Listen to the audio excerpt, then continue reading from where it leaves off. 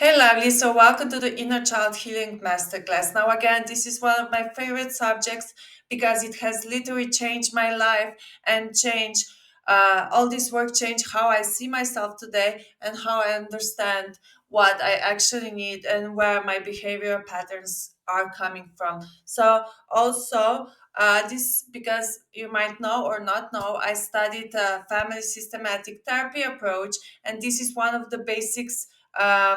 Theories that we were studying. We had a lot of this in college because basically, in the systematic family approach, it means that we are a part of system, a part of our family, and our early childhood, our early development, if our needs were met or not. Shapes so much of our reality, of our behavior later on. Because even if we don't remember the how we felt like the first few years of our life, the memories are written in our nervous system and in our muscle memories. So um, we kind of don't remember it, but our body remembers how it felt. So this is shaping like a lot of our behavioral patterns that, if you don't think about it, we are not sure where they are coming from. Also, another thing is that once we get married, that we start a family with somebody, all these subconscious memories can start coming up, and we are not sure why now. Also, when for women, when we gave birth, right, we are now mothers, and all these things are started to coming out that might be like really sleeping for the first few years. So that's why I think this subject is so important. And also, before we dive deep into it, I just want to let you know that we are not here to blame our parents. They did their best. Of course, nobody's perfect. We are not perfect. They are not perfect, and there is no need to be perfect, right? So now I am when I'm a mother, I can really like get it so much. I can understand it because like there is so many things we have to think about, like the schedules, clean house, financially providing, are all the bills paid, who has the birthday, what do we need to buy, what will we eat for lunch today, so on. So that's basically like really hard to quiet all this noise sometimes and really listen to our child and understand their needs, right? Also, another thing that I want to say, because like I am turning 34 in January, so basically like in 1 month and a half or two. Um, and I'm like this generation where my parents didn't have any of this knowledge, right? That nobody talked about how to talk to kids, nobody talked about the importance of psychology or like brain development or like childhood needs. I was actually the generation after like the generation that was left to cry out alone, because that's what was recommended back then, right? Then we know how like traumatic this experience for a child actually could be. So yes, I just wanted to say that we are not here to like really put the blame on our parents. We are all adults. We have responsibility to take to do the personal growth work. I know if you're here, you took that responsibility really seriously. So what I want you to do, I'm sorry, it's just something with my hair that's really bothering me not right now. So what I want you to do is like to really understand the importance of this work, and that at the end of the day, we are who we are because of all these experiences today. So we are awesome, and we will work with what we have, right? So it doesn't mean um, we are not here to feel bad or sad for us. We are here to like really take the matters in our own hand, right? And just do the best out of it. So the inner child healing is actually gentle self connection, right? And today's goal is to really feel compassionate, to really feel clarity and give ourselves a fresh start, because you're safe, supported, and not alone. So basically, I will assume, because I think for most of us, there was something in our past when we were a child, when we felt alone. And this is like quite normal, no matter how our parents tried. But we are not alone today. We are here in a community. We are like we are strong, we are powerful to go through all these experiences, right? So I just want us to like really see ourselves from other perspective, that one day we were this child, right? And that sometimes in stressful events we can still feel like this child and not um and don't know how to connect with ourselves, like feel a little bit powerless, and then we like love to shame ourselves or go really hard on ourselves, which makes no sense. Okay, so just like take this time to like really connect with yourself and understand that these emotions come from the space of our needs that weren't met. Okay, so, the inner child is the part that was shaped by your early experiences, and it holds your first memories, emotions, fears, and the beliefs you form about yourself and the world. So, if we never address them through life, they just stay the same, right? And we are not sure where does this belief even come from. We just have it. It's just the way we see reality, right? And we know that reality as we see it is not necessarily actually the reality, right? So when childhood needs were not met, like safety, being seen, consistency, or love, the nervous system creates coping strategies to actually protect you. So and this can be also like I when I was a child and I was bigger because I can remember it. I was like around 10 years old, but my dad and mom were fighting a lot, and I really didn't felt safe, right? So I just kind of tuned out, and I did it with like daydreaming, right? So I still have this pattern of daydreaming, and I go to this fantasy world where I really enjoy it. But yeah, right now I'm, of course, I did enough of self work to understand that this is not actually helpful, and I can also notice myself right now when I start to go there too much and I know this is not a place to be, that means that something is going on in my life that I need to address. So these protective patterns often show up again in adult relationship, especially during stress or conflict. Healing the inner child is not about blaming the past, it's about understanding where your reactions, needs, and patterns come from so you can respond from your authentic self instead from the old wounds. So basically, as soon as we start to understand our inner child, the needs that weren't met, we can like go past it and say, okay, that's why I'm reacting that way, but I don't need to because I'm safe right now. Any kind of relationship, stressful events, and divorce bring these old wounds to surface.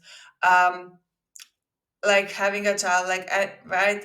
Because now we are a mother, and the history repeats itself, right? So now we are in this relationship again, today as a mother, not as a child anymore. But now we can see.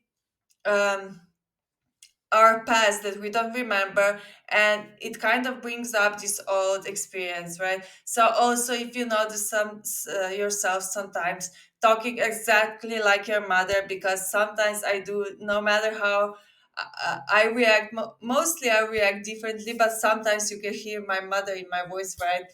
So of course this brings up all kinds of emotions. Especially I noticed this when my daughter was really young and I was really new to motherhood, and it was a really turbulent time for me because I had all these wounds, old wounds coming up that I had to deal with, right?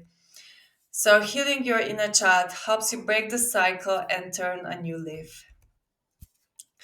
The emotional part of you is shaped by early experiences, and also there is not it's no coincidence who we choose as our partner, right? We choose as our partner by the pattern that we got at our home. But this doesn't mean that you will choose a partner that looks the same as your father. You might, of course, but not every time. Or that even talks the same or has the same habits, but you might fall in love with somebody that will give you the same feeling. So, as soon as we meet someone and we either like them or not romantically. But the thing is that we like that them because subconsciously we can get the same feeling as we did in our childhood, which basically means that we are falling in love with the people that offers us the same experiences. So this is also a little bit connected with attachment styles, and maybe any other day we can like go a little bit deeper into them too, because they're super interesting topic. But what I want to say is that if we don't work on ourselves and our inner child, we will always fall into the same relationships, because subconsciously we will always attract the same partners that will give us the feeling that we had as a child. Okay. So this shows up especially in relationship and stress, because when we are alone, it's really easy to like be confident and to like do, because we don't have to adjust, right? As soon as we are in partnership or family, we have to adjust, we have to compromise, we have to talk things through. We cannot just go whatever, do whatever we want to do, right? So as soon as life needs some adjustments from us, it's kind of these things kind of start to coming out. So, based on emotional and nervous system development, it's how we shape our reality based on what we experience as a child, right? Um, Everyone has an inner child. It's a child that sometimes wasn't understood, that was sometimes sad, that didn't know how to express its emotion, that it was a child that sometimes needed a hug and didn't get it, right? So this work is just about understanding this child and not blaming it. I think it's a really good exercise to see this child, to try to remember like at least one moment when you felt like you're alone, and just imagine yourself going to this child and give him a hug and tell him he's safe now, right? Tell her, because this is such a powerful exercise, because it means that we are kind of accepting a part of ourselves, right? A part that was hurt, but we are strong enough now to give ourselves this comfort. So, early experiences shape our core beliefs. Our core beliefs shape our patterns in relationships. And again, as to all this process, familiar feels safe. That's why we fall in love into a partner that gives us a familiar feeling. And for us, for our brains, this means safety, even if it's not, right? That's why you choose someone for your partner. So we repeat that cycle, what we learned, until we heal from it. Once we heal from it, we will understand that this kind of feeling is not necessarily safe, and we will look toward the safety that actually means safety for us right now. Of course, this is also based on your personal experiences a little bit, so it's kind of hard to give you now general knowledge about your experience, because this is in general, right? But we really have to work on ourselves to create the safety in ourselves, to attract the safety in others, to see it in others. So, what we needed as a child and what we need today in a relationship is safety, feeling that we are being seen and heard, consistency, acceptance, and unconditional love and connection, right? So, unconditional love and connection doesn't mean we tolerate the behavior we shouldn't, but it means we still love the person and we still trying to connect with them, even if something wasn't um, was out of something as we would do, right? If you get what I mean. I can, if we have a child and it crosses the boundaries, right, we still love him and we still try to connect with them, right? So this is kind of what we strive for in our relationship. But of course, if there is abuse, if the relationship itself is not safe, it's not the partner, then that doesn't matter, right? Of course, we are not showing the unconditional love and trying to seek for connection. We are talking about the safe relationships that are meant to keep and meant to be here for us, right? So, when our needs are not met, we can create patterns like people pleasing, fear of abandonment, and then the thing is that we can our behavior comes out of these patterns. So if we say, for example, the avoidment attachment style, right, when we love somebody but always trying to avoid the connection, this is basically out of fear of abandonment. So if we are reacting out of these kinds of patterns, then we are creating like the distance in relationship, and we are confirming our experiences once again. And this is basically the cycle we were talking about, right? Also avoiding conflict, over functioning in relationship, emotional shutdown, choosing emotionally available partners, right? So basically, if we our inner child was hurt and developed these kinds of behavior patterns, we are always approaching the relationships from the wrong angle, and like putting ourselves into situations where our relationship won't work. So you may have overgave to feel loved, stayed too long trying to fix things, felt responsible for both sides of the relationship, lost your own voice, and minimalized your needs. So, what I want for you is a relationship when you can be fully yourself, because you're so amazing and you can be fully accepted, and it can give you the safe space to fully work on yourself, right? Of course, I'm not talking about um, relationship without any conflicts, because that doesn't exist. I'm talking about um, healthy dynamic to go through these conflicts together, right? Because this is also a way for us to grow. But in this phase, I really want you to understand what you can do with self work to create a safe space for yourself and safe space in your future relationships. So why we repeat patterns? Basically, we are back again to what I've been saying the whole roadmap, right? The subconscious prefers the familiar. So childhood wounds feel normal even when they're painful. And divorce often reveals these patterns clearly. And that's why divorce is also such an invitation to work on yourself, to like really see everything that's going on in yourself to create better future for you, right? And the awareness is your first step to break this cycle. So here is a short exercise you can do. Also, of course, check the workbook below.